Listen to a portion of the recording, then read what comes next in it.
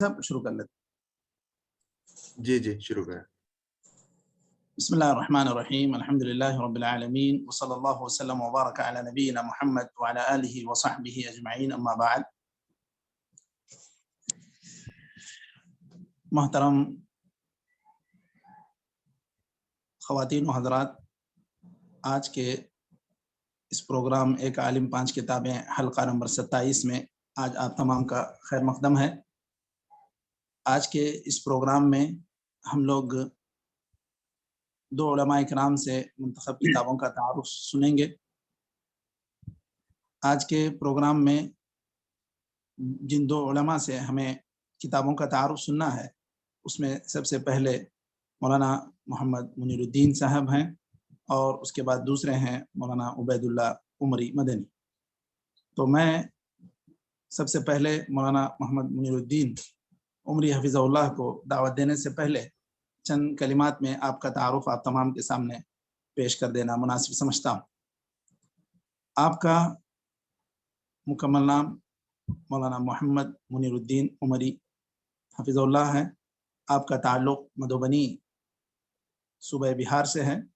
آپ نے اپنی ابتدائی تعلیم اپنے وطن میں حاصل کی، اور جامعہ دارالسلام عمر آباد سے آپ نے فضیلت کیا، اور آپ نے 1 سال جامعہ محمدیہ بنگلور میں بھی تدریسی خدمات انجام دی. ساتھ ہی ساتھ آپ نے اردو میں BA MA اور PhD مدراس یونیورسٹی سے آپ نے مکمل کیا.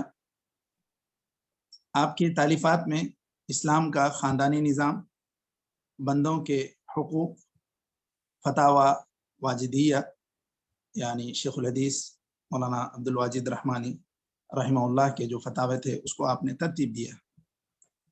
اس وقت آپ جامعہ دارالسلام عمر آباد میں 1998 سے آپ قریب 25 سال سے آپ تدریسی خدمات انجام دے رہے ہیں. آپ کے زیر درس مادوں میں نحو ہے، اور علم الفرائض ہے، اسی طرح البلاغہ ہے، ادیان اور مذاہب پر آپ کی گھنٹی ہے. تو اس طرح ساتھ ہی ساتھ آپ کے ذمے معہد ثانویہ کی ذمہ داری یہ بھی ہے کہ آپ وہاں کے نائب مدیر ہیں.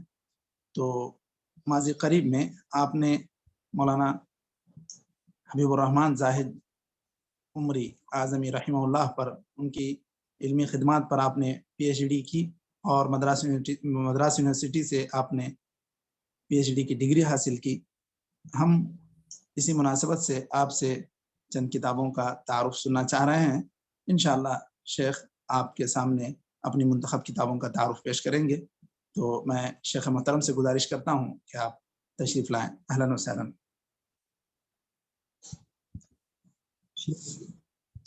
السلام علیکم ورحمۃ اللہ وبرکاتہ. وعلیکم السلام ورحمۃ اللہ وبرکاتہ. الحمد للہ رب العالمین والصلاة والسلام علی رسولہ الکریم. اما بعد. محترم حضرات و خواتین، آج سب سے پہلے میں اللہ رب العالمین کا شکر بجا لاتا ہوں کہ اس کی توفیق و عنایت سے میرا یہ تحقیقی مقالہ مولانا حبیب الرحمن زاہد اعظمی کی علمی و ادبی خدمات زیر نگرانی پروفیسر ڈاکٹر کے حبیب احمد صدر شعبہ عربی فارسی و اردو تکمیل کو پہنچا، اور جس کا مناقشہ 12 مئی 2022 کو بحسن و خوبی اختتام پذیر ہوا. اس کے بعد میں ذمہ داران جامعہ کا دل کی گہرائی سے شکر گزار ہوں کہ انہوں نے میری اعلیٰ تعلیم کے لیے ہر طرح کی سہولت کا انتظام کیا. اس کے بعد میں آپ تمام بزرگوں، دوست احباب اور رفقائے کار کا بھی ممنون و متشکر ہوں کہ اگر آپ کی دعائیں ہمارے ساتھ شامل حال نہ رہتی تو شاید یہ کام کچھ اور وقت لیتا تھا. اسی طریقے سے میں اپنے نگران کار ڈاکٹر پروفیسر کے حبیب احمد صدر شعبہ عربی فارسی و اردو کا دل کی گہرائی سے شکر گزار ہوں کہ انہوں نے میرے اس علمی کام کا بھرپور تعاون کیا، اور جتنا جلد ہو سکتا تھا انہوں نے مجھے PhD کی ڈگری دلانے کے لیے ہر طرح کی ممکن کوشش انہوں نے کی. قبل یہ کہ میں اپنی مقالے اور مولانا زاہد اعظمی کی 2 کتابوں کا تعارف پیش کروں، اس پروگرام کی منعقد کرنے والوں کا بالخصوص برادر محترم راشد عمری صاحب زندہ مجدہ اور مولانا فتح شریف عمری کا شکر گزار ہوں کہ انہوں نے میرے لیے یہ موقع فراہم کیا، اور دعا کرتا ہوں کہ اللہ تعالیٰ اس سلسلے کو جاری و ساری رکھے اور زیادہ سے زیادہ لوگوں کو فائدہ پہنچاتا رہے۔ آمین۔ محترم حضرات، میں نے اپنے مقالے کو مقدمے کے علاوہ کل 8 ابواب میں تقسیم کیا ہے۔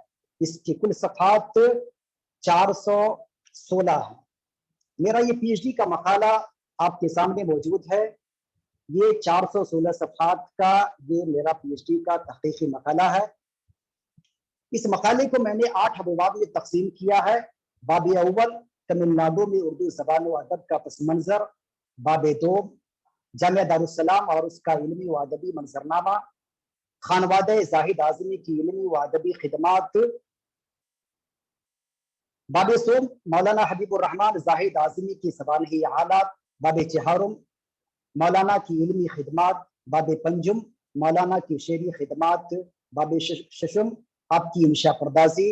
باب ہفتم، صحافتی خدمات۔ باب ہشتم، مکتوب نگاری۔ اسی طریقے سے اس کے بعد اخیر میں ماحصل اور کتابیات دیے گئے ہیں۔ اخیر میں ماحصل اور کتابیات کے علاوہ زاہد اعظمی کے اکثر مضامین اور تخلیقات کی وضاحتی فہرست بھی دی گئی ہے، جس سے یہ اندازہ لگایا جا سکتا ہے کہ آپ کے کتنے مضامین اور تخلیقات کن رسائل و جرائد کی زینت بنے ہیں۔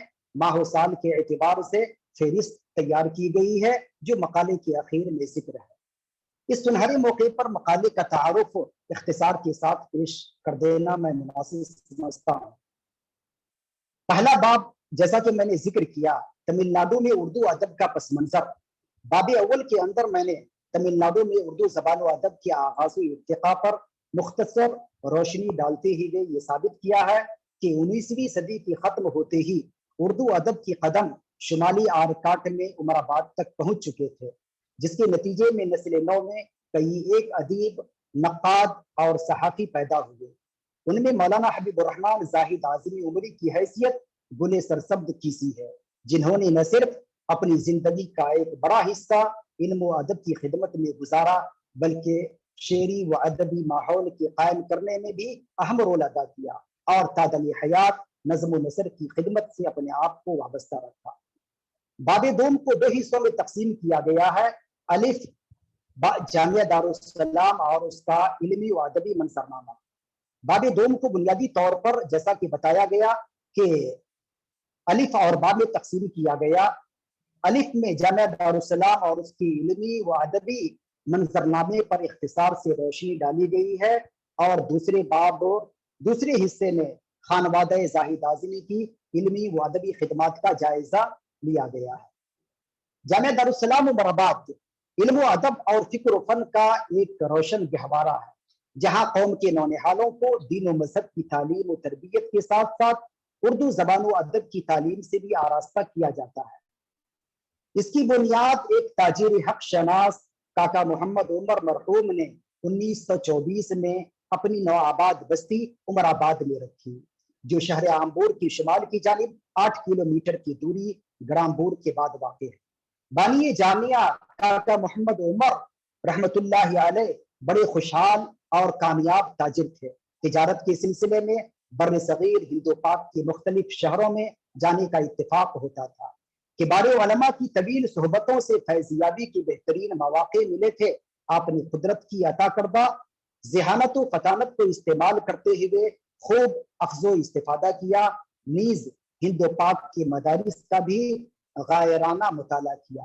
پھر اس نتیجے پر پہنچے کہ بر صغیر میں دینی درسگاہوں کی گرچہ کمی نہیں، لیکن ایک ایسے درسگاہ کی شدید ضرورت ہے جو مسلکی تعصب، ملی تفریق اور گروہ بندی سے بالا تر ہو کر امت کے درمیان نفرت و کدورت کی دیواریں مسمار کرتے ہوئے دینی اخوت و ہمدردی کی بنیاد پر تمام کو جوڑنے والا ہو۔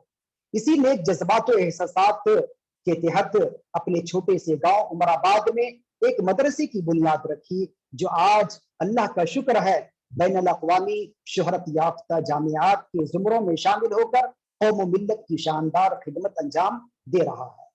جہاں تک جامعہ کی علمی و ادبی منظرنامے کی بات ہے تو جامعہ دارالسلام عمر آباد نے اس سلسلے میں جو خدمات انجام دی ہے وہ ناقابل فراموش ہے۔ اس نے افہام و تفہیم اور درس و تدریس کے لیے اردو زبان کو اولیت کا درجہ دیا اور اسے اپنے تمام اداروں میں جاری کیا۔ تعلیم و تدریس، انجمن، مشاعرے، خطبات، ہدایات، قواعد و ضوابط، افہام و تفہیم، تصنیف و تالیف، اشاعت کتب و رسائل میں اردو کی حیثیت اردو معلّہ کی رکھی۔ اس ضمن میں نے انجمن، قلمی رسالے، سالنامے، ماہنامے، لائبریری، شعری مجالس، مشاعرے، مطالعہ کتب کا نصاب، ادارہ تحقیقات اسلامی اور مطبوعات جامعہ کا تذکرہ کیا ہے۔ نیز انتظامیہ کی ادبی ذوق اور ممتاز فارغین کی کارکردگی کا بھی تذکرہ کیا ہے، جس سے جامعہ دارالسلام کی علمی و ادبی خدمات پر اچھی طرح روشنی پڑتی ہے۔ باب دوم خانوادہ زاہد اعظمی کی علمی و ادبی خدمات پر مشتمل ہے۔ مادر علمی جامعہ دارالسلام میں اعظمی خانوادے کی خشت اول جس بزرگ شخصیت کے ذریعے پڑی وہ مولانا محمد نعمان اعظمی مرحوم تھے، جو شمالی ہند کے ضلع اعظم گڑھ کے مردم خیز شہر مونات بھنجن سے تشریف لائے تھے۔ اس خانوادے کی علمی و ادبی خدمات ناقابل فراموش ہے۔ ملک و ملت پر اس کے احسانات کی فہرست بھی بڑی طویل ہے۔ علم و دانش کے ہر شعبے میں اس خاندان کے افراد سر فہرست ملیں گے۔ اس ضمن میں نے خانوادہ زاہد اعظمی عمری کے 13 مایہ ناز شخصیتوں کے علم و ادب کا اختصار کے ساتھ تذکرہ کیا ہے۔ باب سوم مولانا حبیب الرحمن زاہد اعظمی کی سوانح حالات پر مشتمل ہے۔ اس باب میں نے مولانا حبیب الرحمن زاہد اعظمی عمری کے سوانح حالات پر تفصیلی روشنی ڈالی ہے۔ آپ شمالی ہندوستان کے مشہور و معروف شہر مونات بھنجن کے دینی و علمی خاندان کے چشم و چراغ تھے۔ وہاں کے ایک مشہور بزرگ جناب حکیم جمال الدین مرحوم کی اولاد و احفاد نے ایک عظیم خانوادے کی بنیاد ڈالی جو آپ کے جد امجد تھے۔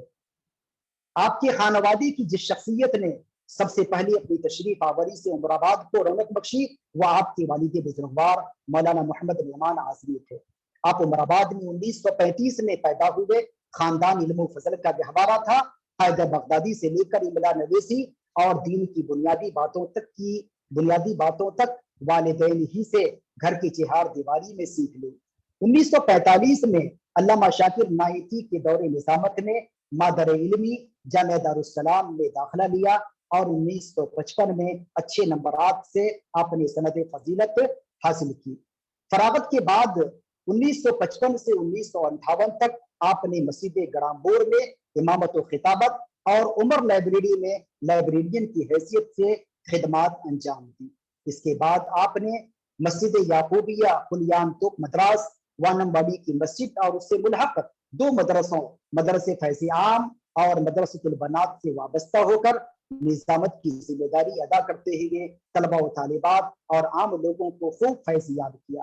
یہی وجہ ہے کہ آپ کی کئی ایک تلامذہ آج علم و فضل کی روشنی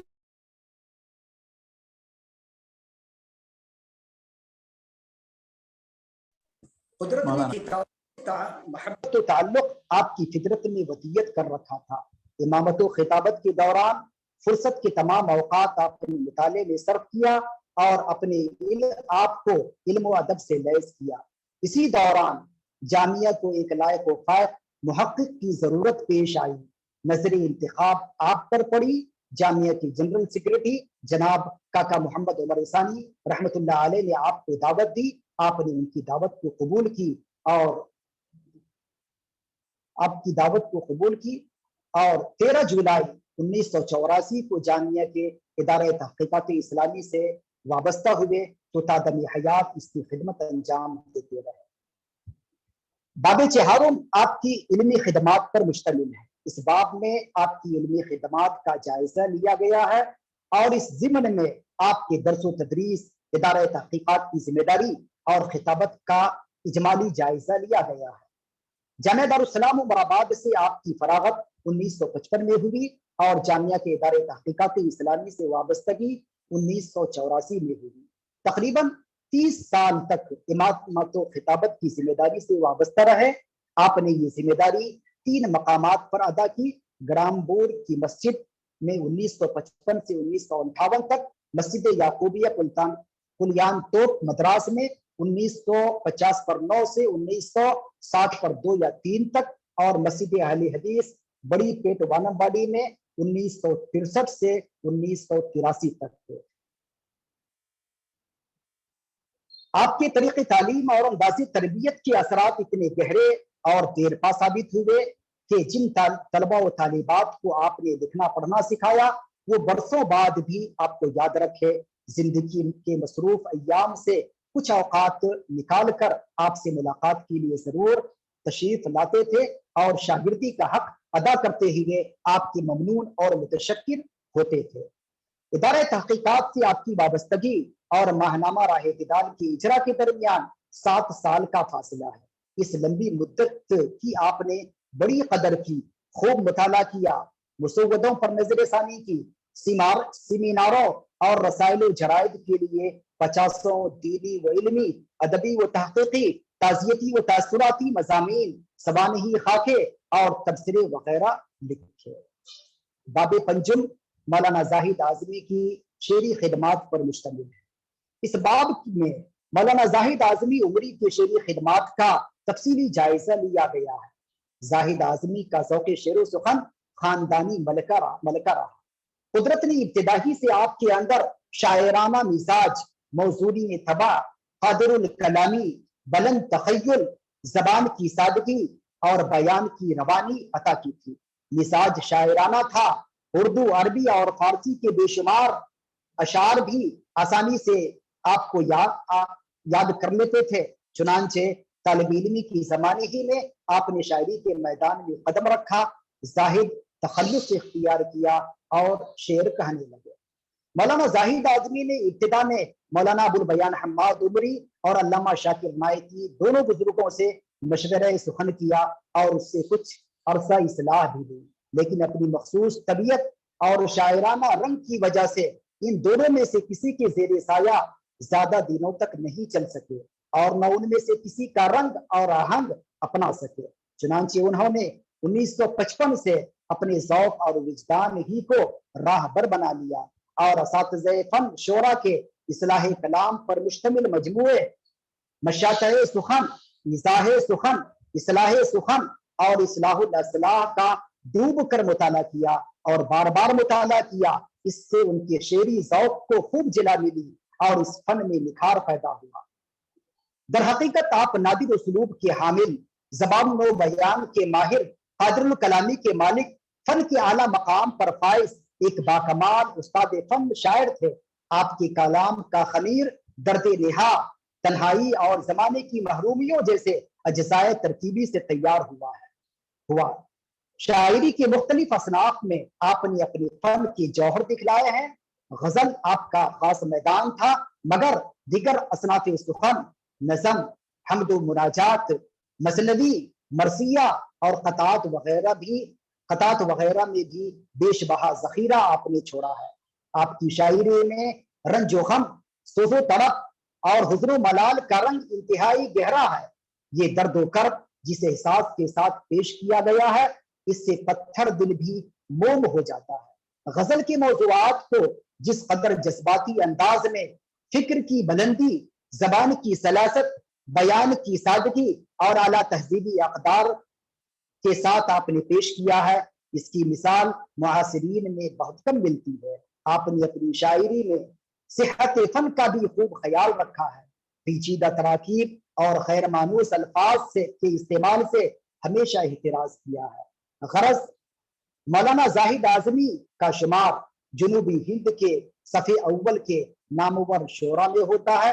آپ کے کلام کا ایک مجموعہ نشاط خم ادارہ تحقیقات اسلامی جامعہ دارالسلام عمر آباد سے دیدہ زیب شکل میں منظر عام پر آ چکا ہے، جو ہاتھوں ہاتھ لیا گیا۔ باب ششم انشاء پردازی پر مشتمل ہے۔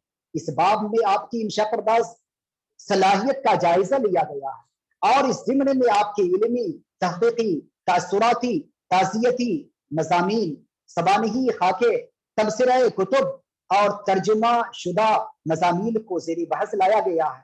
در حقیقت مولانا زاہد اعظمی عمری مرحوم ان قد آور قلمکاروں میں سے تھے جنہیں قدرت نے مطالعے کا بہترین ذوق اور تحریر کا معیاری فن عطا کیا تھا۔ ابتدائی سے آپ نے شاعری کے ساتھ مضمون نویسی میں بھی خوب طبع آزمائی کی۔ آپ کا سب سے پہلا مضمون دہلی سے شائع ہونے والے معیاری اخبار سیر و دعوت میں شائع ہوا، جس کا عنوان تھا ہمارے علماء اور تقاضۂ وقت۔ مضمون نگاری کا یہ سلسلہ روز افزوں ترقی کرتا رہا۔ مختلف رسائل و جرائد میں سینکڑوں مضامین شائع ہوتے رہے۔ شائع شدہ مضامین آپ کے بہترین انشا پرداز ہونے کا ثبوت دیتے ہیں۔ مضامین میں عربی اور فارسی کے الفاظ اگرچہ کثرت سے ملتے ہیں، لیکن آپ کا عالمانہ انداز بیان، جوش و خروش اور عبارت کی دلاویزی موضوع کو بلند کر دیتی ہے۔ باب ہفتم صحافتی خدمات پر مشتمل ہے۔ اس باب میں آپ کی صحافتی خدمات کو تین پہلوؤں سے جائزہ لیا گیا ہے۔ نمبر 1 راہ اعتدال کی ادارت، نمبر 2 تنویر، اور نمبر 3 سالنامہ دارالسلام۔ جامعہ کے ادارے تحقیقاتی اسلامی سے وابستہ ہونے کے بعد آپ علمی و تحقیقی کاموں میں مصروف رہے۔ تاہم جب جامعہ نے جمعیت بنائے قدیم کا ترجمان راہ اعتدال، ماہنامہ راہ اعتدال جاری کرنے کا فیصلہ کیا تو آپ ہی اس کے کرتا دھرتا رہے۔ اگرچہ کی ابتدا میں مولانا ابوالبیان حماد عمری اس کے مدیر رہے، لیکن مکمل یا اس کے کرتا دھرتا، اس کے پورے انتظام و انصرام آپ ہی کے ذمہ رہا، اس لیے کہ مولانا ابوالبیان حماد اس قدر مصروف رہا کرتے تھے کہ انہوں نے اپنی یہ ساری ذمہ داری سمجھیے کہ آپ کے حوالے کر دی تھی۔ ماہنامہ راہ اعتدال کو معیاری بنانے، دینی، علمی، تحقیقی اور ادبی اعتبار سے اس میں تنوع پیدا کرنے میں آپ نے اہم رول ادا کیا۔ آغاز میں اس کے مختلف کالم حرف اعتدال کے علاوہ درس قرآن، درس حدیث، مقالات، منظومات اور تبصرے وغیرہ بھی آپ لکھتے رہے۔ آپ نے ماہنامہ راہ اعتدال کے مشمولات اور مواد میں ادارت کی ابتدا سے اختتام تک جامعہ کی تاسیسی مقصد مزاج اعتدال کو باقی رکھا۔ راہ اعتدال میں تبصروں، یادداشتوں، منظومات، خاکہ نگاری اور سفر نامے اور رپورٹ وغیرہ کا بھی سلسلہ آپ نے جاری رکھا، جس نے مجلے کے معیار کو بلند کرنے میں اہم رول ادا کیا۔ آپ کے مضامین مذہبی، ادبی، سیاسی، سماجی، تعزیتی، تاثراتی، سوانحی خاکے، تبصروں اور ترجموں پر مشتمل ہے۔ سارے ہی مضامین میں ادب و انشا کی روح کار فرما ہے۔ تاہم آپ کی انشا پرداز شخصیت اور صحافت کا سب سے نمایاں پہلو یہ ہے کہ آپ نے 25 سال تک جمعیت ابنائے قدیم ماہنامہ راہ اعتدال کے ترجمان ماہنامہ راہ اعتدال کی زمام ادارت آپ نے سنبھالا تھا۔ اس طویل عرصے میں آپ ہر مہینہ آپ کا ایک پرمغز اداریہ حرف اعتدال کے نام سے رسالے کی زینت بنتا رہا، جس نے آپ کو انشا پردازی اور صحافت کے معراج تک پہنچا کر 20ویں صدی کے ممتاز انشا پردازوں اور صحافیوں کے صف اول میں شامل کر دیا۔ تنویر طلبہ جامعہ دارالسلام عمرآباد کا قلمی رسالہ ہے۔ مولانا حبیب الرحمن زاہد اعظمی 1947 سے 1990 پر 8/98 تک اس کے نگران اعلیٰ رہے۔ آپ نے اپنی نگرانی کے دوران طلبہ جامعہ میں تحریری ذوق پیدا کرنے اور اس کی افادیت کو طلبہ کے ذہن میں راسخ کرنے کی بھرپور کوشش کی۔ دارالسلام یہ طلبہ جامعہ کی قلبی ماہنامہ تنویر کا سالنامہ ہے۔ مولانا حبیب الرحمن زاہد اعظمی 1947 سے 1990 پر 8 تک اس سالنامہ کے ذمہ دار رہے۔ آپ کی نگرانی میں پہلا سالنامہ 1987 میں شائع ہوا، پھر یہ کے بعد دیگرے دوسرے سالنامے شائع ہوتے رہے۔ ان دونوں، چاہے تنویر ہو یا سالنامہ دارالسلام، ان دونوں کے اندر طلبہ کی ادبی ذوق کو بڑھانے کے لیے آپ اپنی تخلیقات کو بھی شامل کیا کرتے تھے۔ باب ہشتم مکتوب نگاری پر مشتمل ہے۔ یہ مقالے کا آخری باب ہے۔ اس میں مولانا زاہد اعظمی کی مکتوب نگاری کا جائزہ لیا گیا ہے۔ مشاہیر ادب کی طرح مولانا زاہد اعظمی نے بھی مکتوب نگاری کو اختیار کیا اور خطوط نویسی کے ذریعے اس صنف ادب کو ترقی دینے میں اہم رول ادا کیا۔ اس سلسلے میں آپ کی حیثیت بڑی اہمیت اور رشک کے قابل ہے، کیونکہ آپ نے جدید ٹیکنالوجی کے اس ترقی یافتہ دور میں بھی ماضی قریب تک قدیم انداز میں مکتوب نگاری کا سلسلہ جاری رکھا اور پوری پابندی اور توجہ کے ساتھ خطوط نگاری سے اپنے آپ کو وابستہ رکھا۔ آپ کے خطوط کے مطالعے سے یہ ظاہر ہوتا ہے کہ آپ کے خطوط میں بھی مشاہیر کی طرح اسلوب بیان کی چاشنی، علم و تحقیق کی شیرینی، زبان و ادب کی نفاست، الفت و محبت کا اظہار، تصحیح و توضیح، تحسین و ستائش، خلوص و سادگی اور مسرت و تعزیت کا اظہار ہے۔ آپ کی خطوط کی تحریر متانت و سنجیدگی کا اعلیٰ نمونہ ہے، جو ادبی لحاظ سے بھی نہایت مفید اور دلچسپ ہے۔ آپ کی خطوط اس بات کی نشاندہی کرتے ہیں کہ آپ کے تعلقات ملک کے اعلیٰ و مختلف شخصیات، علماء و دانشور، شعراء و ادباء، علمی و ادبی اداروں کے منتظمین، دینی و ملی جمعیتوں کے ذمہ دار، رسائل و جرائد کے مدیر، نوآموز اور کہنہ مشق قلمکار، ادبی ذوق رکھنے والے طلباء و اساتذہ، رفقائے کار، رشتے دار، معاصرین اور عقیدت مند تمام سے گہرے تھے اور تمام کی خطوط کی قدر کرتے تھے اور تمام کی خطوط کا جواب بھی جتنا جلد ہو سکتا تھا دینے کا پورا اہتمام کیا کرتے تھے۔ خطوط کی مشمولات سے معلوم ہوتا ہے کہ آپ کی اکثر و بیشتر خطوط علم و ادبی مواد پر مشتمل ہے۔ شعر و ادب سے تعلق رکھنے والے نومشق اور منجھے ہوئے سخن سنجوں کو آپ نے جو خطوط لکھا ہے ان میں سے بعض میں اصلاح و تصحیح کیے ہیں، تو بعض میں شعر و ادب کے موضوعات کو موضوع گفتگو بنائے ہوئے ہیں، بعض میں رسائل و جرائد کے مدیروں اور قلمکاروں کو مجلوں کی مشمولات و مواد کی تحسین اور ان پر تبصرے کیے ہوئے ہیں، تو بعض میں رشتہ داروں، رفقائے کار اور عقیدت مندوں کو امور خانہ کے مسائل پر تبادلہ خیال، احوال و قواعد کا ذکر اور تشکر و اطمینان کے جذبات سے لبریز ہیں۔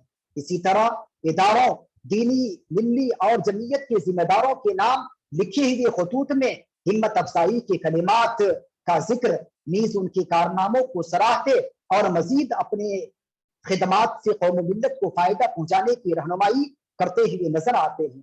آپ کے خطوط کا ذخیرہ تو بیش بہا ہے، جو اگر زیور طبع سے آراستہ ہو جائے تو ادبی ذوق رکھنے والوں کے لیے انتہائی مفید ثابت ہوگا۔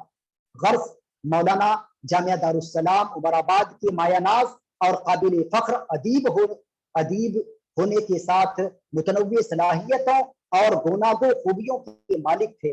ایک اچھے انسان میں پائے جانے والے سارے عمدہ اوصاف سے آپ متصف تھے۔ جامعہ دارالسلام اور اس کی انتظامیہ سے آپ کو والہانہ لگاؤ تھا۔ اساتذہ، طلبہ اور رفقائے کار سے بھی آپ کے تعلقات بہت خوشگوار تھے۔ آپ نیک طبیعت، پاک دل، پاک باز، سادگی پسند، سلیقہ شعار، لائق مدرس، بہترین نثر نگار، کامیاب مترجم، استاد فن شاعر، سنجیدہ اور حساس طبیعت کے مالک، خلیق انسان ہے۔ خاموشی کے ساتھ علم و ادب کی خدمت کرتے رہے۔ عمر کے آخری حصے تک اپنی ذمہ داری بڑی فرض شناسی کے ساتھ ادا کرتے رہے۔ آخری دنوں میں ہفتہ دو ہفتہ تنفس کی شکایت زیادہ رہی۔ آخر 10 نومبر 2017 کی صبح ٹھیک 4 بجے آپ کی روح قبض انسانی سے پرواز کر گئی۔ انا للہ و انا الیہ راجعون۔ اللہ تعالیٰ مولانا محترم کی جملہ خدمات کو شرف قبولیت بخشے اور آپ کا علمی سرمایہ اردو دنیا میں دیر تک اور دور تک فکر و فن کی روشنی پھیلاتا رہے۔ آمین ثم آمین۔ آمین۔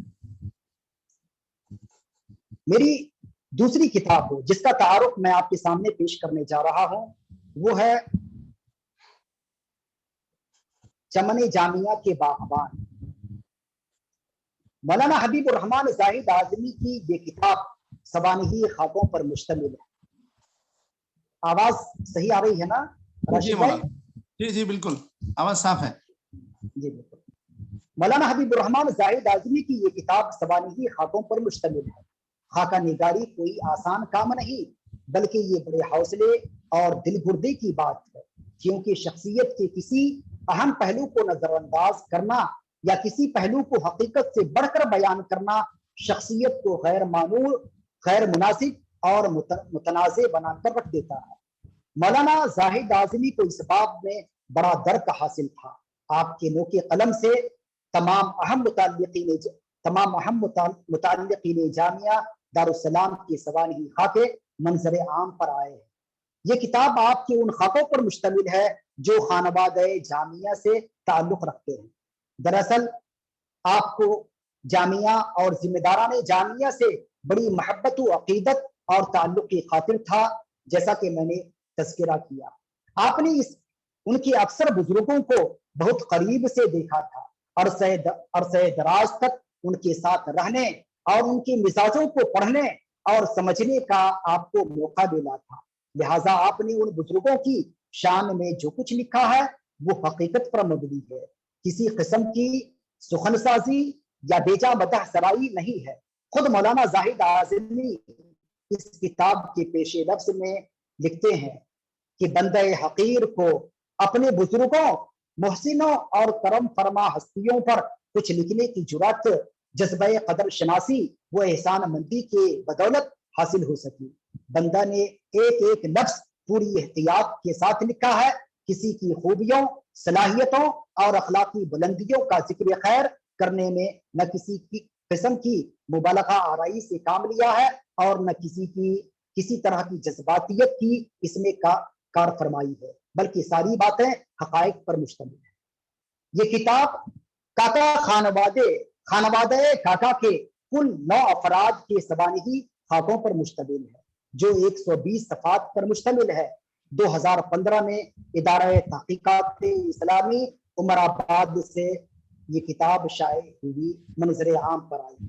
शुरू में नक्श अव्वल के उन्वान से मौलाना हफीजुर रहमान आज़मी उमरी का दीबाचा है, जिसमें उन्होंने तारीख़ जामिया की आगाज़ इर्तिक़ा को इख्तिसार के साथ पेश करते हुए बानी जामिया काका मोहम्मद उमर रहमतुल्लाहि अलैह से लेकर काका मोहम्मद उमर सानी के दौर 1988 तक को 3 अदवार में तकसीम किया है और उसके बाद यानी मौजूदा दौर को चौथी नस्ल से ताबीर किया है और ये वाज़ेह किया है कि ये वो दौर है जिसमें मौलाना काका सईद अहमद उमरी मौजूदा मोतमद उमूमी जामिया के जनरल सेक्रेटरी ने अपने भतीजों और फर्जंदों के भरपूर ताउन से साबिकीन अव्वलीन की ख्वाबों को शर्मिंदा ताबीर कर रहे हैं और उनके लगाए हुए बागों को मुख्तलिफ किस्म के फूलों से दीदा ज़ेब बना रहे हैं। कारवाने जामिया के 3 अरकान 3 हिस्सों में मुनक़सिम है, उनमें से हर एक को अपनी जगह पर अहम मकाम और हैसियत हासिल है। मुअस्सिसीन जामिया और उनकी औलाद व अहफाद, नंबर 2 जामिया की मुहसिनीन दर्दमंदान कौम व मिल्लत और नंबर 3 जामिया की असातिज़े जामिया। तीनों बुजुर्गों के बिलाशुबा तारीखी शख्सियत, तीनों किस्म के बुजुर्ग बिलाशुबा तारीखी हैसियत कहलाने की हकदार है, इसलिए उनके तज़किरों को सहीफों में महफूज करने की सख्त जरूरत थी। चुनांचे मौलाना जाहिद आजमी उमरी ने इन शख्सियतों पर खाके ज़ब्त तहरीर किए जो मुख्तलिफ रसाइल जराइद और अखबार में मुंतशिर थे, जिन्हें इकट्ठा करके किताबी शक्ल में महफूज करना बेहद जरूरी था। ये इसी सिलसिले की पहली कड़ी है।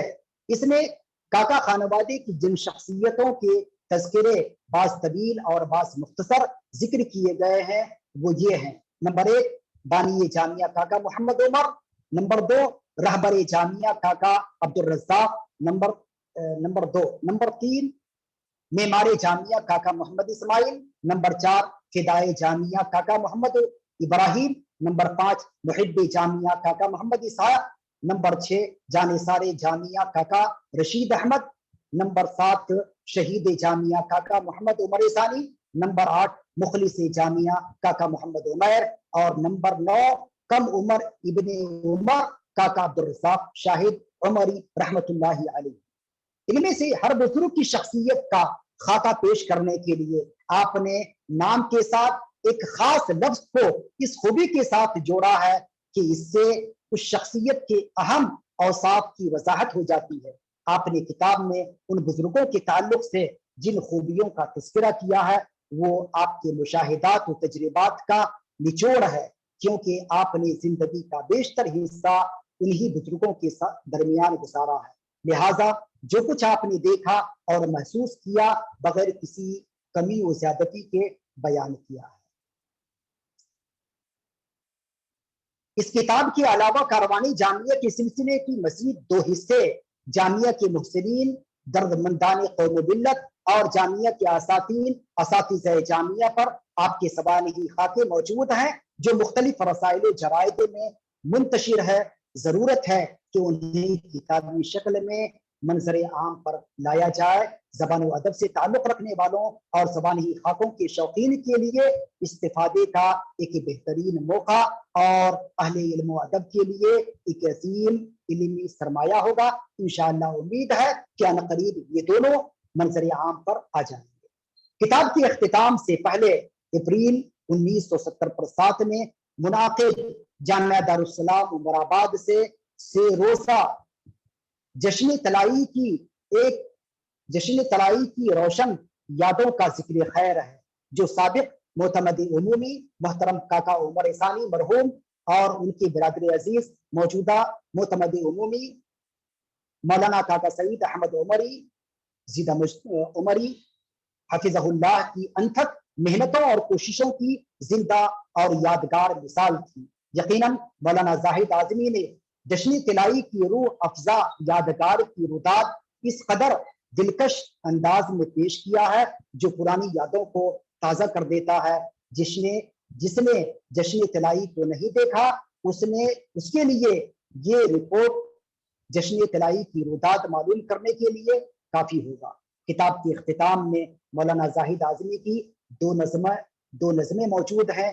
पहली नज़म का उन्वान महसूसात, दूसरी नज़म का उन्वान है मेरा वतन मेरा जामिया। महसूसात में आपने काका मोहम्मद उमर सानी रहमतुल्लाह अलैह का जिक्र खैर बड़े ही मुअस्सिर अंदाज में किया है। इसके 2 बंद मुलाहिजा हो, हमें खून रुलाती है वो घड़ी जिसे भूल सकते नहीं कभी, हमें देखे दागे मुफारकत जो यहाँ से काका उमर गए। वो जो जिंदगी में थे मुहतरम मिली उनको खाके दरे हरम, उन्हें अर्ज़े पाक ने दी सदा तो तवज्जुहात से तो जहां से वो कूच कर गए।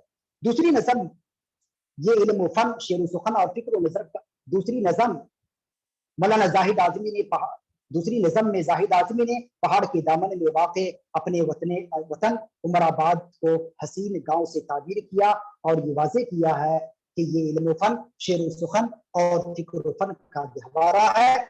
यहाँ से इल्म दानिश और अरबाब फिक्र फन निकलकर पूरी दुनिया में फैले हैं। ये वो जमीन है जिसकी गोद में इल्म फन और कमाल फजल के आफताब व महताब महवे इस्तिराहत है। इसके भी 2 बंद मुलाहिजा हो, हसीन पहाड़ों की दामन में ये हसीन सा गाँव, यही है मेरा वतन यही है मेरा वतन, ये दरसगाह ये मरकज ये मादन इल्मी, यही है मेरा चमन यही है मेरा चमन।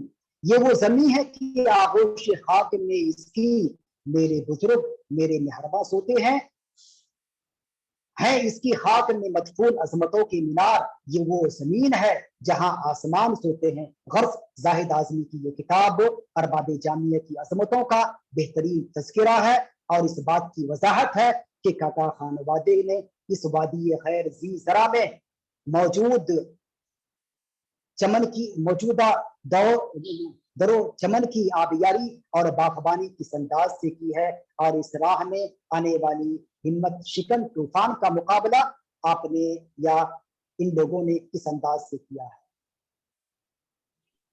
तीसरी किताब जिसका तारुफ آپ کے سامنے پیش کرنا ہے وہ وادی اخضر کا بیٹا ہے۔ اختصار کے ساتھ میں اس کو پیش کر کے اپنی بات کو ختم کرتا ہوں۔ یہ کتاب دراصل احمد حسین ہستون کی ایک عربی کتاب مولود علی الفطرہ کا آزاد اردو ترجمہ ہے، جو رابطہ عالم اسلامی کی دعوت الحق کے سلسلے کی ایک کڑی ہے۔ یہ نوجوانوں کی ذہنی سطح کو ملحوظ رکھتے ہوئے کہانیوں کی شکل میں ان کے عقائد کی اصلاح کے لیے اور انہیں دینی تعلیمات کے برابر کرنے کا ایک بہترین، مؤثر اور کامیاب تجربہ ہے۔ کتاب ایسی ہے کہ جب کوئی اسے پڑھتا ہے تو اس کے اثرات قبول کیے بغیر نہیں رہ پاتا۔ کہانی تو ختم ہو جاتی ہے پر اس کے بہترین نقوش دل و دماغ پر ضرور منتقل ہو جاتے ہیں۔ مولانا زاہد اعظمی نے اس کتاب کا ترجمہ اس قدر صاف، سلیس، رواں اور ادبی انداز میں کیا ہے کہ مضمون تبادلات معلوم ہوتا ہے۔ یہ ترجمہ آج سے 35 سال قبل مولانا یوسف اصلاحی صاحب کی ادارت میں شائع ہونے والے رسالے ماہنامہ ذکرہ رامپور میں وادی اخضر کا پھول کے عنوان سے مسلسل 19 قسطوں میں شائع ہوا۔ پہلی قسط کی اشاعت 1980 میں ہوئی۔ ایک عرصہ دراز کے بعد خواجہ معین الدین نے گوشے گمنامی میں پڑے ہوئے اس قیمتی اثاثے کو قدر کی نگاہوں سے دیکھا اور اسے منظر عام پر لانے کا عزم مصمم کیا، اسے دیدہ زیب انداز میں مرتب کیا۔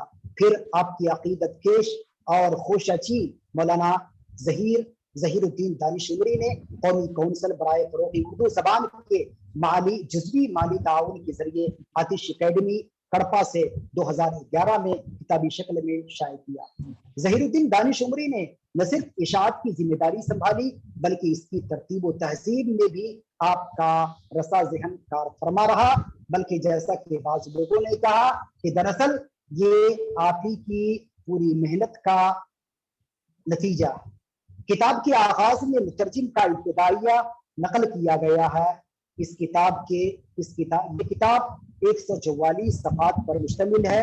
اس میں کل 21 عناوین موجود ہیں جو کچھ اس طرح ہے: پرہول ویرانہ حسین وادی کی آغوش میں اب ہرنوں کا ریوڑ اس کا خاندان تھا، پر اسرار چٹانیں ایک حادثہ اور خوابیدہ تمنا ہے، تاریخ غار ہولناک کڑک اجنبی مسافر پہلی بار ایک انسان سے ملاقات، وادی اخضر کا بیٹا عبداللہ، نماز محفوظ کا جذبہ تجسس، اللہ کا پیغام، آزمائشی لمحات محفوظ جب معاشرے کے امتحان میں ہوگا، رب محسن کی نافرمان آپس میں کیسے ہوں گے، کشتی کی تیاری، اپنا شہر اپنی گلیاں، جشن مسرت، ہونہار مہمان اور بے مثال میزبان۔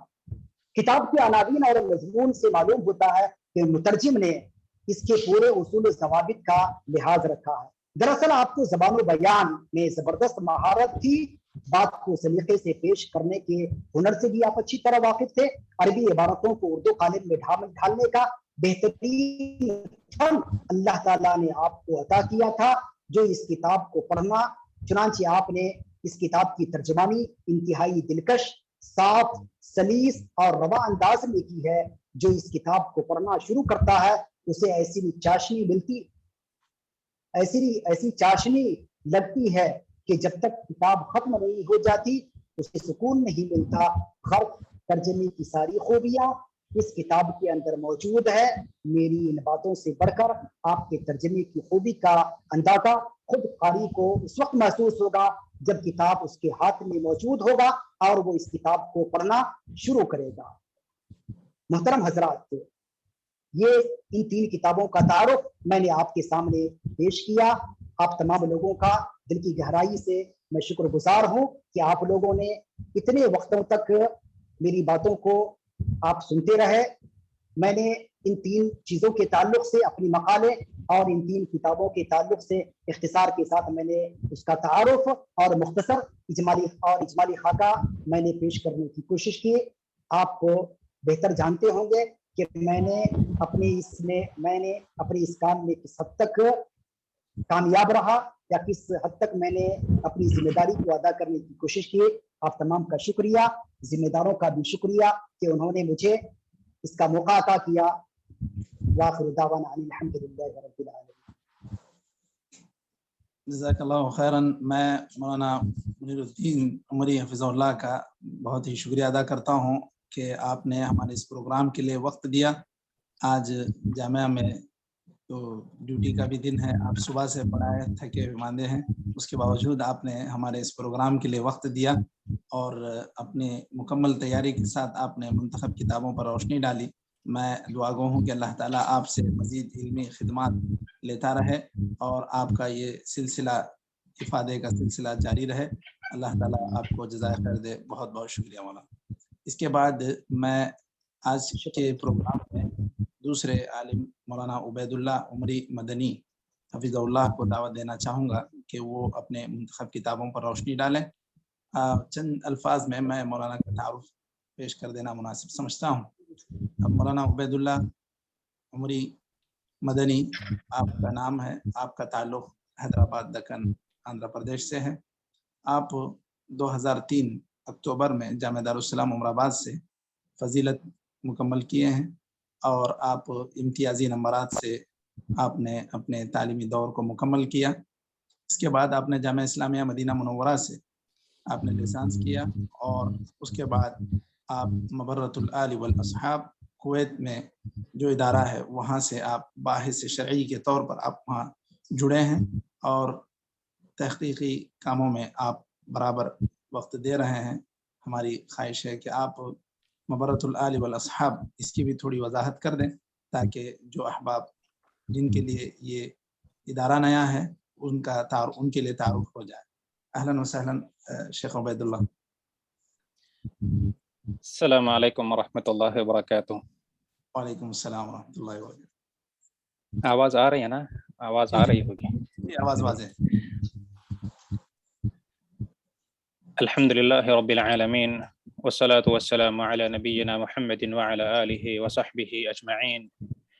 اما بعد، سب سے پہلے میں اپنے تمام ساتھیوں کا شکر ادا کرتا ہوں جنہوں نے مجھے یہ موقع عنایت فرمایا کہ میں کچھ کتابوں کا تعارف آپ کے سامنے پیش کر سکوں. میں نے اپنی ثوابدید سے چند کتابوں کا انتخاب کیا ہے. انشاءاللہ مختصر وقت میں انشاءاللہ ان کا تعارف پیش کرتے ہوئے اپنی بات کو انشاءاللہ ختم کروں گا. محترم علماء اکرام اور سامعین، سب سے پہلے جیسے کہ آپ کے سامنے مولانا راشد صاحب نے بیان کیا کہ مبرۃ الآل والاصحاب جہاں پر میں کام کر رہا ہوں وہاں کی تھوڑی سی وضاحت کر دوں تو میں تقریباً ویسی ہی کتابیں آپ کے سامنے لے کر آیا ہوں. انشاءاللہ آپ کے سامنے مکمل تعارف ہو جائے گا کتابوں کے تعارف ہی میں انشاءاللہ.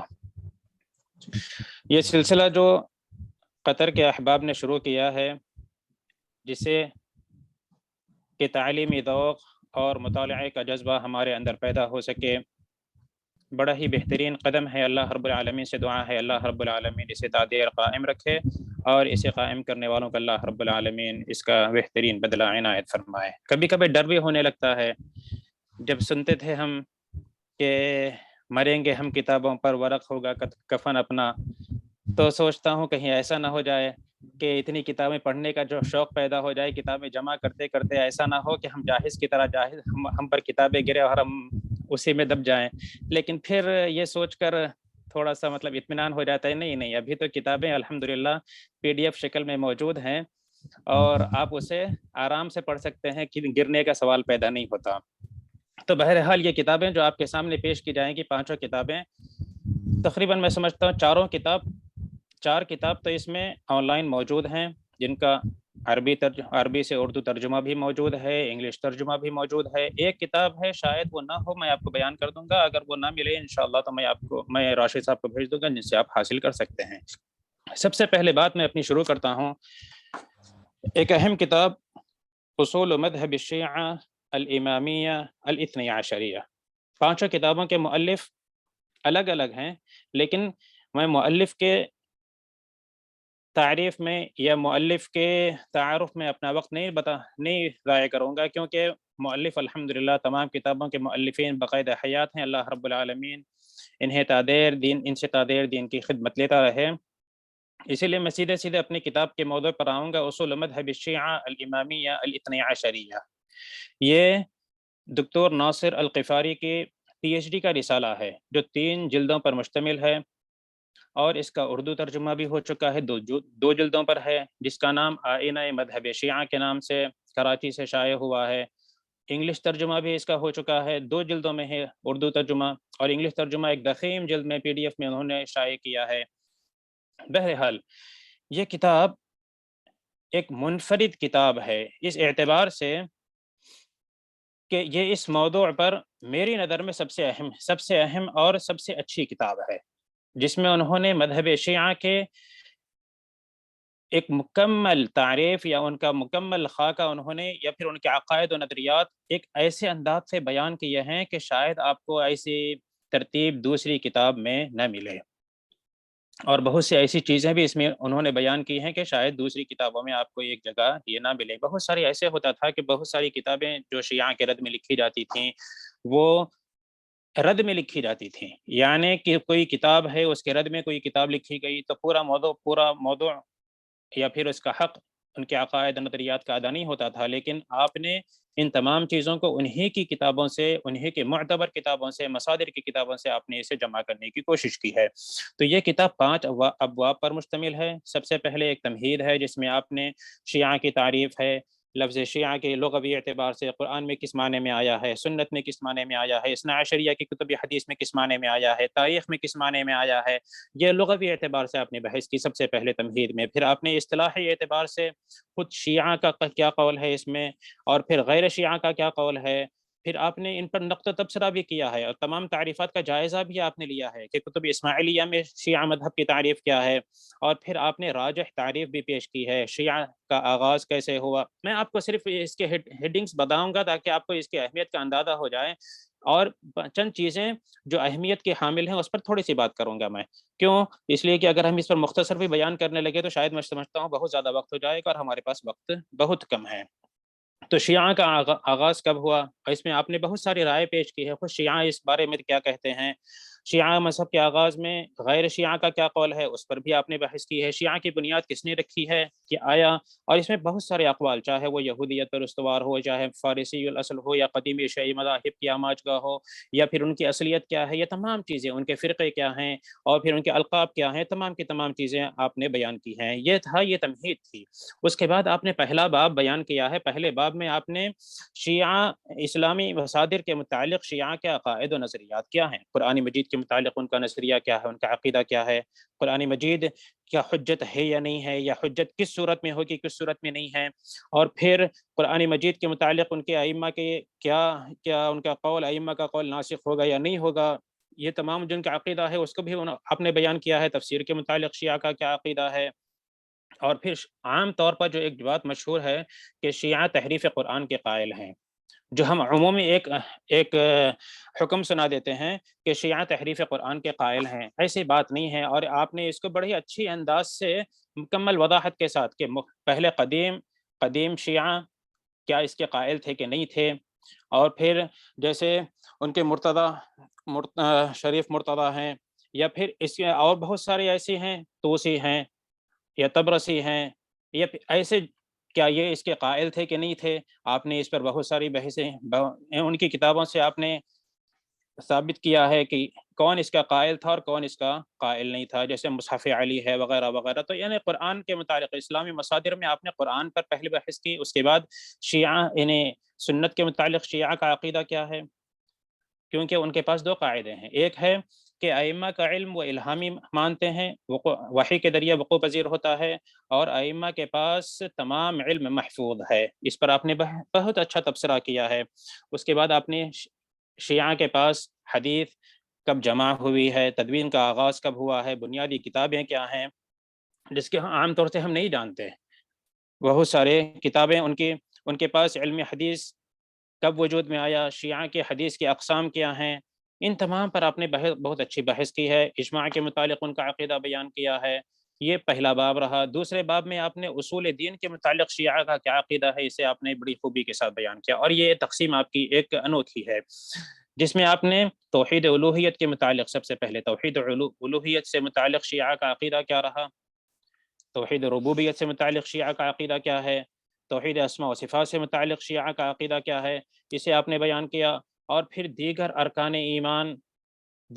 ایمان کے متعلق ان کا عقیدہ کیا ہے۔ اب میں ایک بحث نہیں کرنا چاہتا کہ دیگر ارکان ایمان، فرشتوں پر ایمان ہے، کتابوں پر ایمان ہے، یعنی دوسرے تمام چیزوں جتنے بھی ایمان کے ارکان ہیں ان پر ان کا کیا عقیدہ ہے، کیا ایمان ہے، اس کا آپ نے بڑے ہی اچھے انداز میں انہی کی کتابوں سے حوالے دیتے ہوئے آپ نے بڑے اچھے طریقے سے بیان کیا ہے۔ یہ دوسرا باب رہا، اور تیسرے باب میں آپ نے ان کے ان منفرد اصول اور اعتقاد کا ذکر کیا ہے جو دوسرے یعنی اہل سنت سے منفرد ہیں، جس باب میں وہ اہل سنت سے منفرد ہیں، جیسے امامت کا مسئلہ ہے، ان کے پاس امامت کیونکہ وہ کہتے ہیں نص شرعی سے ثابت ہے، تو پھر ان کے پاس امامت کا جو ثبوت ہے اس کو کس سے ثابت کرتے ہیں، اس کا رد بھی کیا ہے۔ اگر آپ کو اس کے رد میں یہ رد کی کتاب نہیں ہے، اس لیے آپ کو اس پر بہت زیادہ بحث نہیں ملے گی۔ اگر آپ کو اس پر رد اگر دیکھنا ہو تو آپ ابن تیمیہ رحمہ اللہ کی کتاب منہاج السنہ دیکھ سکتے ہیں، جس میں انہوں نے تفصیل سے ہر ایک دلیل پر بحث کی ہے، اس میں بھی آپ کو ملیں گی چیزیں۔ اور ویسے آپ کو دوسری کتاب ہے ثم ابصرت الحقیقہ محمد سالم الخضر کی، یا نقوش فی جدران الزمن، اس پر آپ نے شیعہ کے امامت سے متعلق کی کیا دلائل ہیں اور اس پر کیسے رد کیا جائے گا، انہی کی کتاب سے یا قرآن سے سنت سے اس کو آپ نے بڑے اچھے انداز میں بیان کیا ہے۔ تو آپ نے امامت کے متعلق بیان کیا ہے، عصمت ائمہ کا کیا عقیدہ ہے ان کے نزدیک، اس کو بیان کیا ہے آپ نے۔ تقیہ کے متعلق، مہدیت کے متعلق، رجعت کے متعلق، ظہور، بدا، طینت جو ہم عام طور سے نہیں سنتے ہیں، یہ ایک خاص عقیدہ ہے ان کے نزدیک۔ اس کو بھی آپ نے شاید میں سمجھتا ہوں دوسروں کے پاس یہ نہیں ملے کہ ان کا ایک عقیدہ ہے کہ شیعہ ایک الگ خمیر سے، ایک مٹی سے پیدا ہوئے ہیں، اور اہل سنت ایک الگ مٹی سے، اور ان کی جو مٹی ہے پاک ہے، جس کے اندر ہر طریقے کی خوبی ہے اور جس کی وجہ سے وہ ہر بھلائی کا کام کرتے ہیں، لیکن اہل سنت کیا ہے، ہر برائی جو ہے اہل سنت کے خمیر سے بنی ہے۔ یہاں تک کہ اہل سنت اور شیعہ کے خمیر کو کچھ معین انداز میں ملایا بھی گیا ہے کہ اہل سنت اگر کوئی اچھا کام کرتے ہیں تو وہ ان کے خمیر، شیعہ کے خمیر کا اثر ہے، اور اگر شیعہ کوئی برا کام کرتے ہیں تو یہ اہل سنت کے خمیر کا اثر بتلاتے ہیں۔ اور ان کی کتابوں میں لکھا ہے کہ اگر کوئی شیعہ برا کام کرتا ہے تو اس کا وبال بھی اہل سنت پر پڑتا ہے، اور جو اہل سنت کوئی نیک عمل کرتا ہے اس کا ثواب بھی شیعہ کو ملتا ہے۔ یہ بھی آپ نے بڑے اچھے انہی کی کتابوں سے ثابت کیا اور اس پر رد کیا ہے۔ تو یہ تیسرا باب رہا، اور چوتھے باب میں آپ نے، اب یہ ہو سکتا ہے کہ عام طور سے کہا جائے کہ یہ جیسے شیعہ ان کا یہ قول ہمیشہ سے رہا ہے کہ یہ قول جو آپ بیان کر رہے ہیں، یہ عقیدہ جو آپ بیان کر رہے ہیں ہمارا، یہ اب ہم نہیں مانتے اسے۔ تو آپ نے معاصر شیعہ کا اپنے اسلاف کے ساتھ کیا تعلق رہا، کیا وہ ان کی تعلیمات پر قائم ہیں، کیا ان کا عقیدہ وہی تھا جو ان کی کتابوں میں لکھا ہے یا نہیں ہے، چاہے مصادر تلقی سے متعلق ہو یا پھر قدیم فرقوں سے متعلق ہو یا پھر اعتقاد عقیدے سے متعلق ہو، تمام جتنے بھی عقیدے میں نے بیان کیے ہیں تمام سے متعلق آپ نے اس پہ بڑے اچھے انداز میں اس کو بیان کیا ہے کہ معاصر شیعہ کا اپنے اسلاف کے ساتھ تعلق کیا رہا۔ پھر آپ نے یہ آیت اللہ جو آپ سنتے رہتے ہیں، ولایت الفقیہ وغیرہ، اس کی کیا حقیقت ہے اور یہ کیسے وجود میں آیا اور اس کے مراحل کیا ہیں، اس کو بھی آپ نے اسی باب کے اندر بیان کیا ہے۔ اگر اس باب سے متعلق اور بھی ایک اچھی کتاب ہے جو خود شیعہ عالم ہی کے لکھی ہوئی ہے، احمد الکاتب کے تطور الفکر السیاسی من الشورى الى ولایت الفقہ، یہ بھی اچھی کتاب ہے، اس کا بھی مطالعہ کیا جا سکتا ہے۔ اور 5ویں باب میں آپ نے عالم اسلام پر شیعہ کے اثرات واضح کیا ہے کہ عالم اسلام پر شیعہ کا کیا اثر رہا، چاہے وہ اسلامی تعلیمات سے متعلق ہوں، چاہے وہ عربی ادب سے متعلق ہو، چاہے وہ تاریخ سے متعلق ہو، چاہے وہ سیاسی میدان ہو، چاہے معاشرتی میدان ہو، چاہے وہ اباحیت ہو، وغیرہ وغیرہ وغیرہ، جتنے بھی چیزیں ہیں آپ نے بڑے ہی اچھے انداز سے بیان کیے ہیں۔ اور اگر ہمیں دیکھنا چاہیے عرب دنیا سے ہو یا پھر ہندوستان کے ماحول سے بھی، جیسا کہ ہمارے ایک ساتھی نے بھی اس پر اپنے پی ایچ ڈی کا مقالہ پیش کیا ہے ابھی، اور اگر اور دیکھنا چاہیں آپ تو اس میں دین الہی اور اس کا پس منظر کے عنوان سے ایک کتاب آپ کو اردو ہی میں ملے گی محمد اسلم صاحب کی، جو اس پر آپ کو بڑی اچھی معلومات فراہم کر سکتی ہیں۔ تو عالم اسلام پر شیعہ کے اثرات کیا رہے، اور پھر آخر میں آپ نے شیعہ کا کیا حکم ہے، شیعہ پر کیا حکم علماء نے متقدمین نے لگایا ہے، اور اب کیا حکم ہوگا ان کے علماء کے متعلق یا ان کے عوام کے متعلق، یہ آپ نے بڑی اچھے انداز میں بڑی تفصیل کے ساتھ اس پر آپ نے بحث کی ہے۔ یہ رہی آپ یہ کتاب اصول مذہب شیعہ الامامیہ الاثنی عشریہ، بہت اچھی کتاب ہے۔ میں تو کہوں گا اگر 5 کتابوں میں بھی سے اگر میں کسی ایک کتاب کا منتخب کر کے اگر کہوں کہ اس کا مطالعہ کرنا چاہیے ہر ایک عالم کو، تو میں اسی کتاب کا نام آپ کے سامنے پیش کروں گا۔ یہ بڑی اچھی کتاب ہے، جب اس کا مطالعہ کریں گے تو آپ کو پتہ چلے گا، اس کی اہمیت کا اندازہ آپ کو ہوگا، کیونکہ جتنی بھی چاہے وہ علمی مقالہ لکھے ہوں، چاہے کتابیں لکھی گئی ہوں، اس کتاب کے بعد جتنے بھی لکھے گئے ہیں تمام نے اس کتاب سے استفادہ کیا ہے۔ اور اس کی اہمیت کا اندازہ اس سے بھی لگا سکتے ہیں کہ ہمارے مبرۃ الآل والاصحاب میں اگر کبھی کوئی مؤتمر ہوتی ہے، یا پھر کبھی جیسے اس سے پہلے ہوا تھا کہ مدنی حضرات کو بلا کر انہیں کانفرنس کیے تھے اور شیعہ حضرات کے اوپر ان کے عقائد، ان کے نظریات وغیرہ بیان کیے گئے تھے، تو یہ کتاب اس کے بہت سارے مباحث ان کے لیے مقرر کیے گئے تھے اور اسی کا زیراکس بھی انہیں بھی دیا گیا تھا، تو اس سے اس کی اہمیت کا اندازہ لگایا جا سکتا ہے۔ خیر، دوسری کتاب ہے اہل البیت بین مدرستین، اہل البیت بین مدرستین، کیونکہ شیعہ عام طور سے اہل بیت ہی کے نام سے چاہے غلو کرتے ہوں، چاہے کوئی کام اہل بیت ہی کے نام سے، اور پھر ہمیں یہ دوش دیتے ہیں کہ ہم اہل بیت کو نہیں مانتے اور ہمیں ناصبی کہتے ہیں۔ تو یہ کتاب ہے کہ اہل بیت کی حقیقی پہچان کیا ہے، آیا اہل بیت کو ہم نہیں مانتے، یا اہل بیت کا حق ہم صحیح طور سے، یا اہل بیت کی جو فضیلت ہے یا اہل بیت کے جو حقوق ہیں وہ ہم صحیح طریقے سے ادا کر رہے ہیں۔ اس کا اچھے طریقے سے جائزہ لیا ہے اس کتاب میں، اور حقیقی پہچان اہل بیت کی اس کتاب میں بیان کی گئی ہے۔ یہ زیادہ نہیں ہے کتاب، یہ مختصر سی کتاب ہے، بس تقریباً 220 صفحات پر مشتمل کتاب ہے اہل البیت بین مدرستین، جس میں اہل بیت کے حقیقی پہچان، اعتدال اور غلو کے درمیان آپ نے یہ کتاب ہے محمد سالم الخضر کی، جس کا عربی سے اردو میں ترجمہ بھی ہو چکا ہے، میں نے ہی ترجمہ کیا ہے، اور یہ کتاب آپ کو آن لائن مل جائے گی PDF میں، انگلش میں بھی اس کا ترجمہ ہو چکا ہے۔ اور یہ کتاب سب سے پہلے اہل بیت کے متعلق جتنی بھی مصطلحات ہیں اہل بیت سے، چاہے وہ اہل بیت ہو، آل بیت ہو، عترت رسول ہو، عشیرت رسول ہو، قربہ ہو، اقربہ ہو، یہ تمام کے تمام اصطلاحات، ان کے لغوی معنی، ان کے اصطلاحی معنی، چاہے وہ اہل سنت کی کتابوں سے، چاہے وہ اہل تشیع کی کتابوں سے یا لغت کی کتاب سے، پہلے اس میں آپ نے ان تمام چیزوں کو بیان کیا۔ 2 ہی فصل پر مشتمل ہے یہ 2 ہی مباحث ہیں اس میں۔ ایک پہلی چیز ہے، پہلے ہے اہل بیت اور ان کے حقوق، دوسرا اہل بیت اور ان کے حق میں غلو کرنے والے کا کیا نظریہ اہل بیت اور ان کے حق میں غلو کرنے والوں کے متعلق ہے۔ اس کے بعد ایک چیز اس میں آپ نے رسالت کی اجرت، جیسے عام طور سے کہتے ہیں شیعہ، قل لا اسألکم علیہ اجرا الا المودۃ فی القربى، تو اس پر بھی آپ نے بڑی اچھی بحث کی ہے۔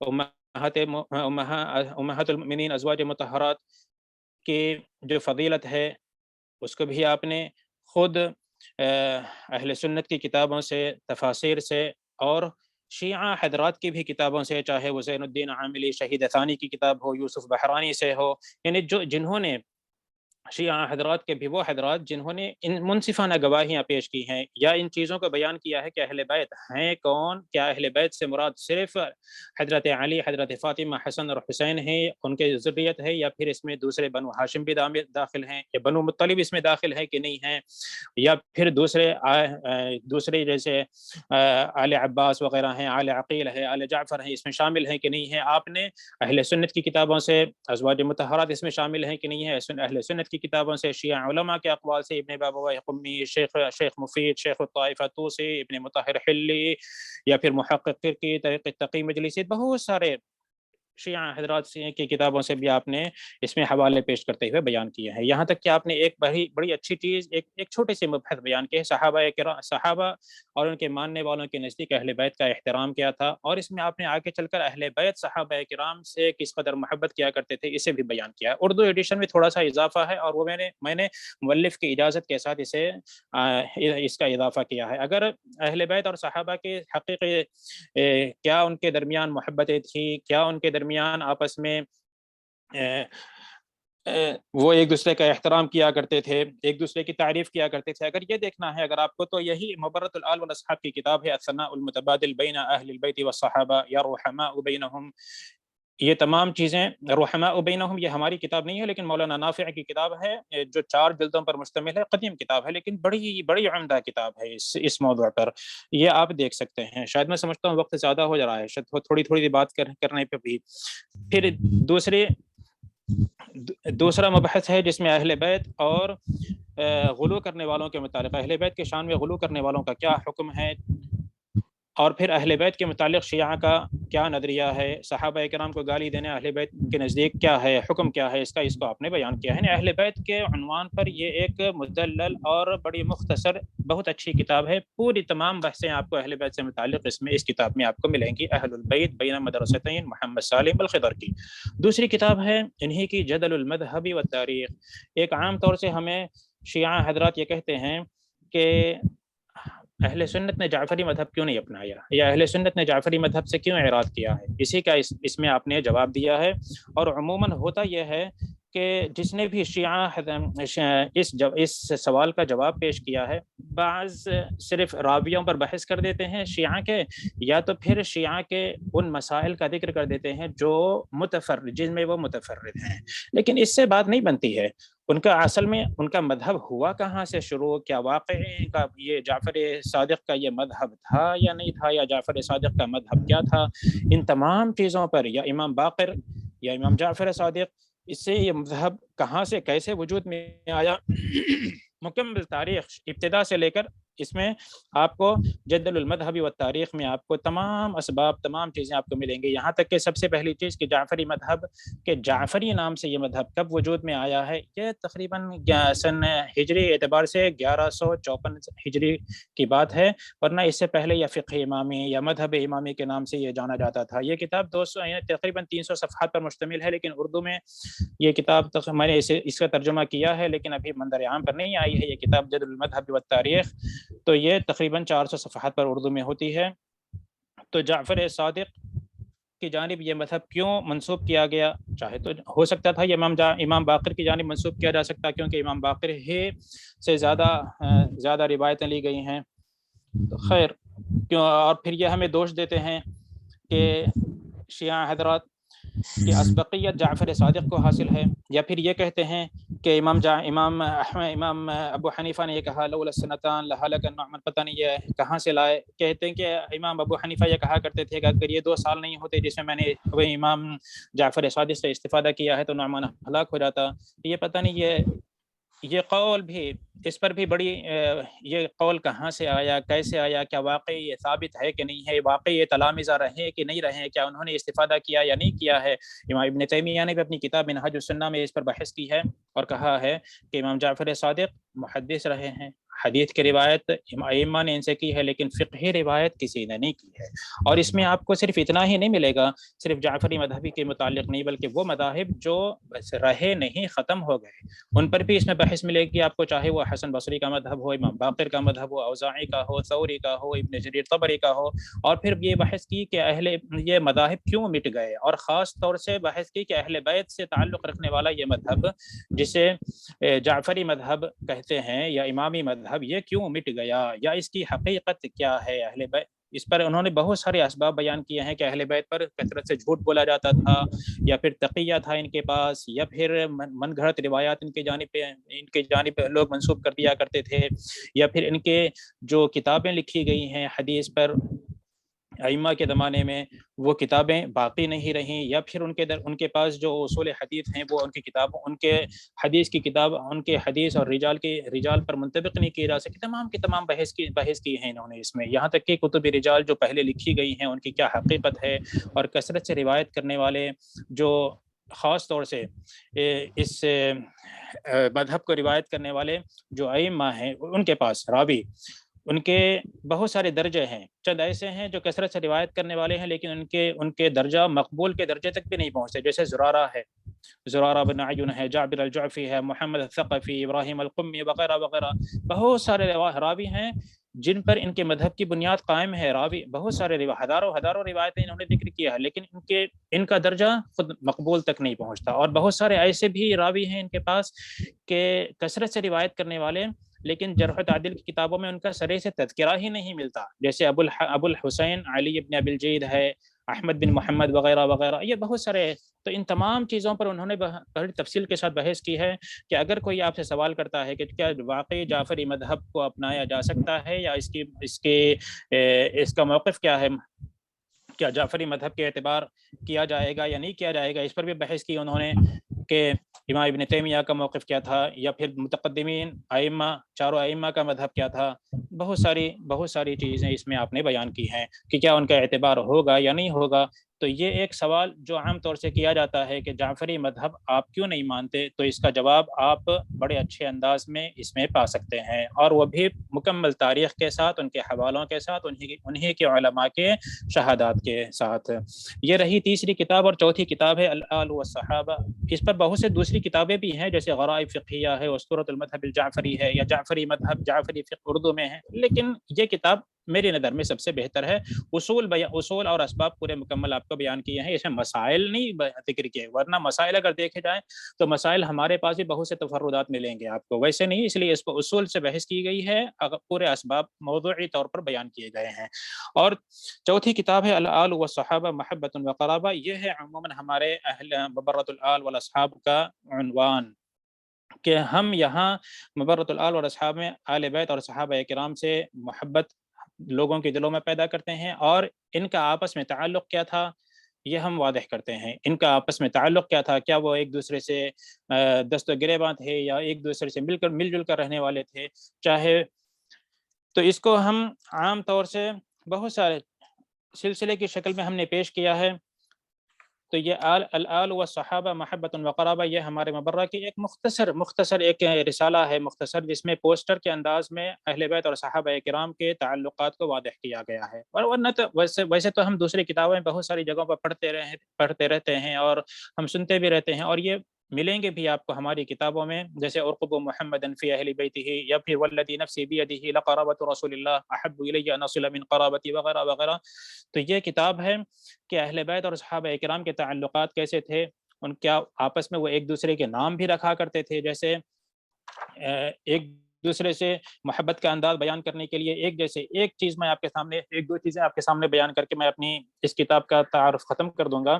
جیسے اس میں ایک ہے 24 پوسٹر ہیں اس میں، اور یہ تمام کے تمام اہل بیت اور صحابہ کرام کے تعلقات کو واضح کرنے والے ہیں، یہاں تک کہ اللہ کے نبی صلی اللہ علیہ وسلم کے نسبی تعلق کو، جیسے عشرہ مبشرہ کے ساتھ کیا تھا، ازواج مطہرات کے ساتھ اللہ کے نبی صلی اللہ علیہ وسلم کے نسب کہاں ملتا ہے، یہ تمام چیزیں بھی اس میں اس کتاب میں بیان کی گئی ہیں. جیسے علی رضی اللہ تعالی عنہ کی شادی ہوئی حضرت فاطمہ رضی اللہ عنہا سے، تو اللہ کے نبی حضرت علی کو مشورہ دینے والے کون تھے؟ وہ بھی حضرت ابوبکر، عمر اور سعد بن معاذ تھے. مہر کس نے ادا کیا ہے حضرت علی رضی اللہ تعالی عنہ کی شادی کا؟ حضرت عثمان رضی اللہ عنہ نے.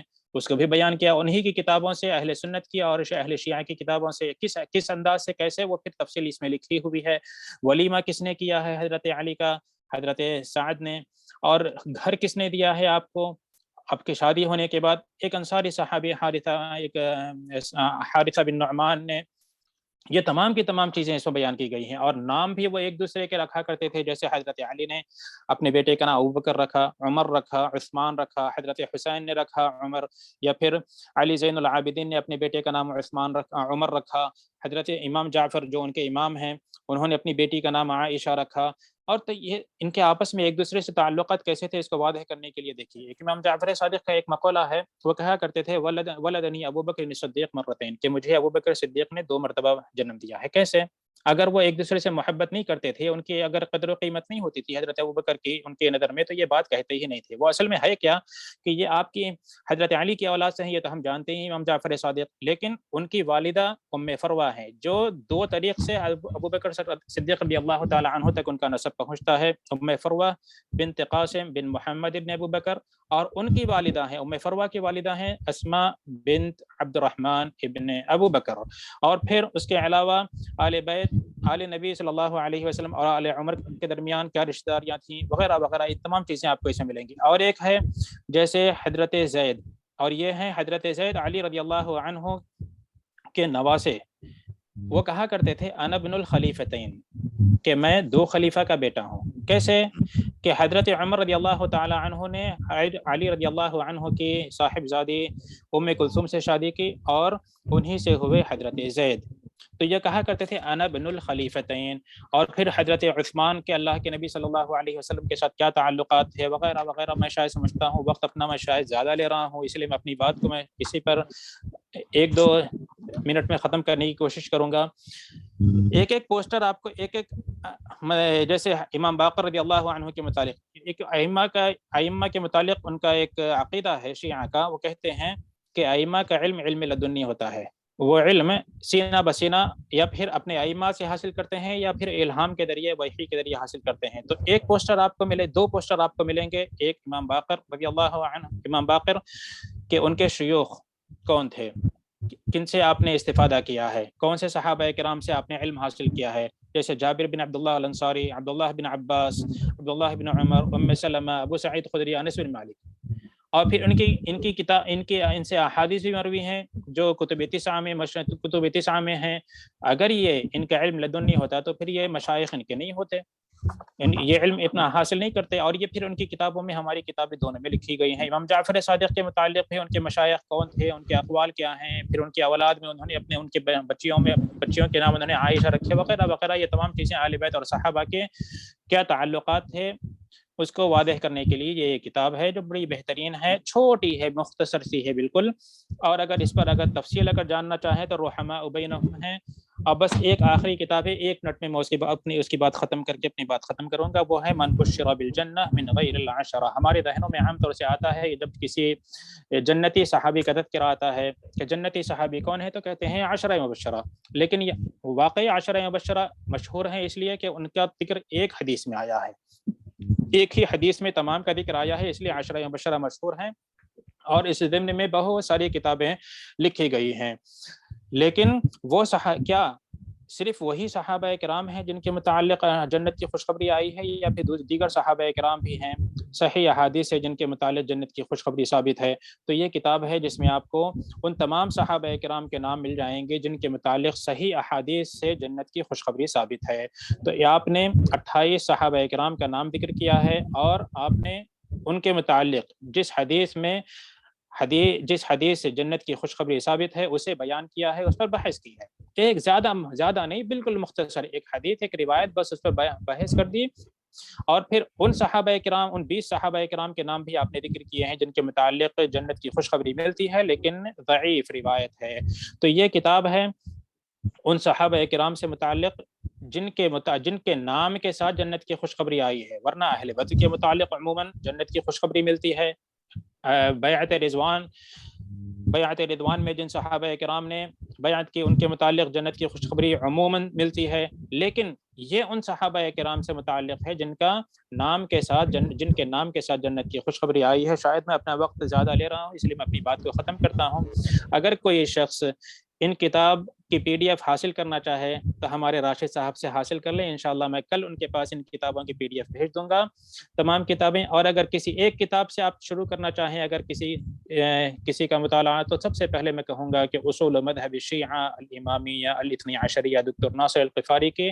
اور یہ میں سمجھتا ہوں ہر عالم کے لیے اس کا پڑھنا بہت ضروری ہے. اللہ رب العالمین سے دعا ہے اللہ رب العالمین ہم تمام کو دین اسلام پر عمل کرنے کی توفیق عطا فرمائے، صحیح بات سیکھنے اور صحیح بات پھیلانے اور اس پر عمل کرنے کی اللہ رب العالمین ہمیں توفیق دے. وآخر دعوانا الحمدللہ رب العالمین. اگر میں زیادہ وقت لے لیا ہوں تو معافی چاہتا ہوں. جزاک اللہ خیراً.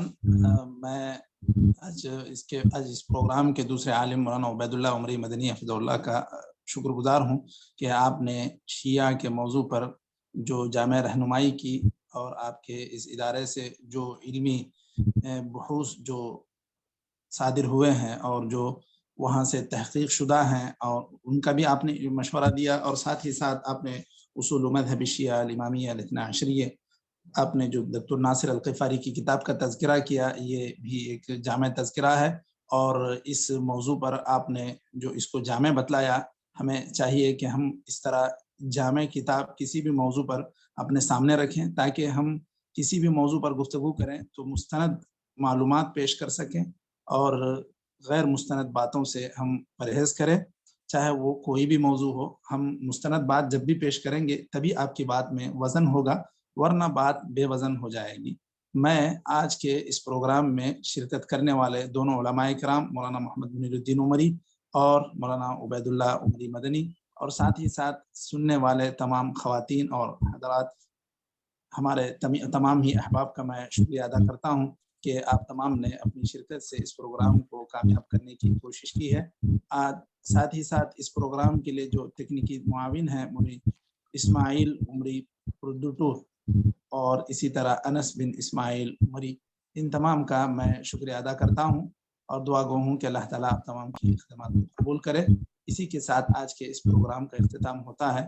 سبحانک اللہم و بحمدک اشہد ان لا الہ الا انت استغفرک و اتوب الیک۔ جزاکم اللہ خیرا، والسلام علیکم ورحمۃ اللہ وبرکاتہ۔